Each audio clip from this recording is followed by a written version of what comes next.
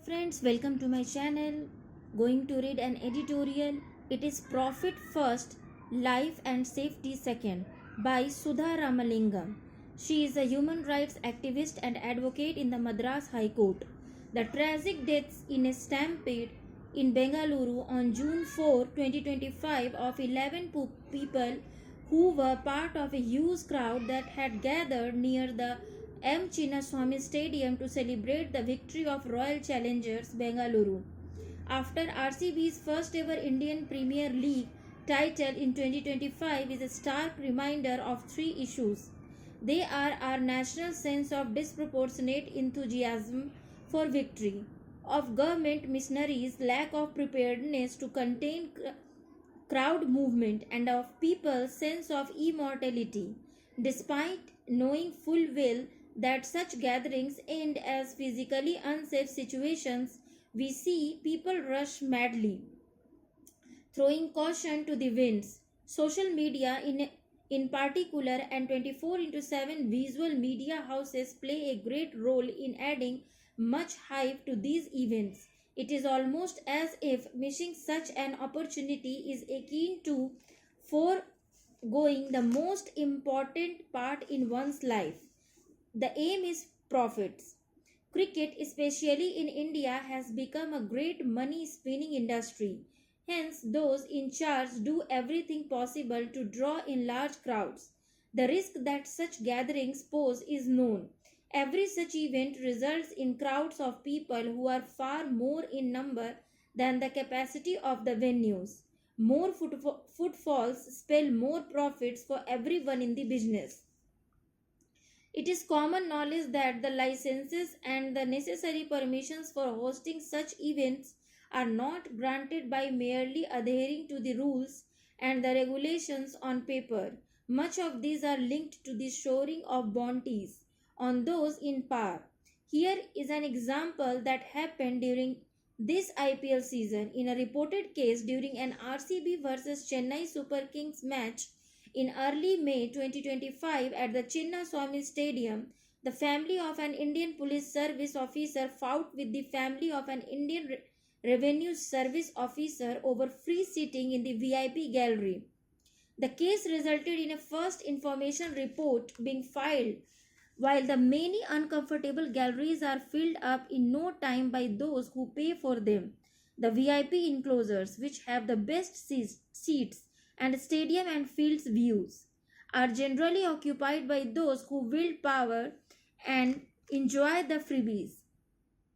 An industry which is most lucrative with millions made in profits offers paltry sums of money as compensation solatium for those who lost their life in this stampede in Bengaluru.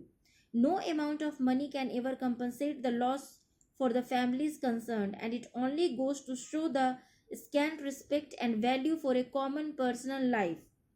It is time that whenever there is gathering for an event that is governed by economic considerations and motives of profit, there is also provision made for a suitable caution deposit.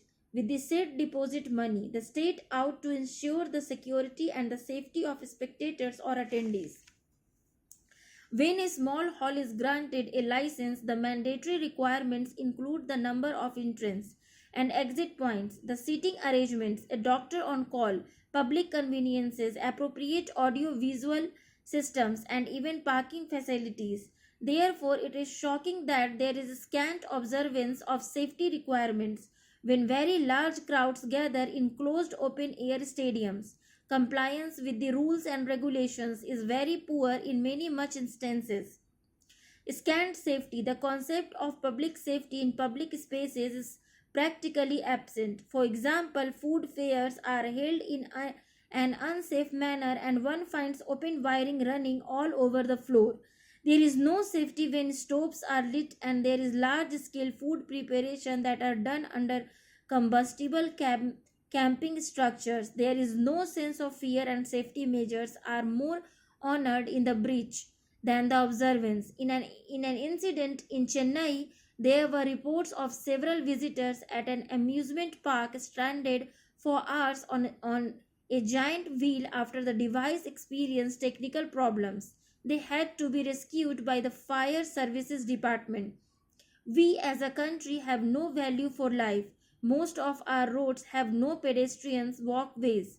There are no tracks marked for slow moving vehicles. Motor cars and bullock carts traverse along the same roads in a fight for space. There is no respect for the pedestrian, who in turn faces grave danger in the form of speeding automobiles, broken pavements, and aggressive stray animals. The 11 dead in Stampede or the thousands of persons who die on our roads are just cold statistics for us. We have learned to brush aside such tragic incidents by blaming it on karma. There are no lessons learned. There is no accountability. Some officials are suspended while others are transferred. These are sure to be revoked at a later date. Introduce a culture of audit. The need is to have a detailed and scientific study of crowd management by experts and execute their findings in an earnest way.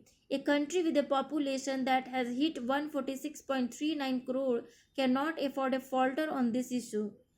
Without such an audit, it cannot call itself a civilized and advanced country and a nation that is safe for all its citizens. Every life is precious, and there must be a dedication to ensure the safety for all. Let us not lose life and limb by promoting the commerce of and the gains for the rich.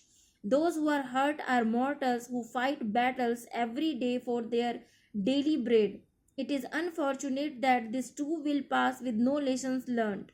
The rich will keep getting richer at the cost of the struggling masses if we do not act now for a better and a safer tomorrow.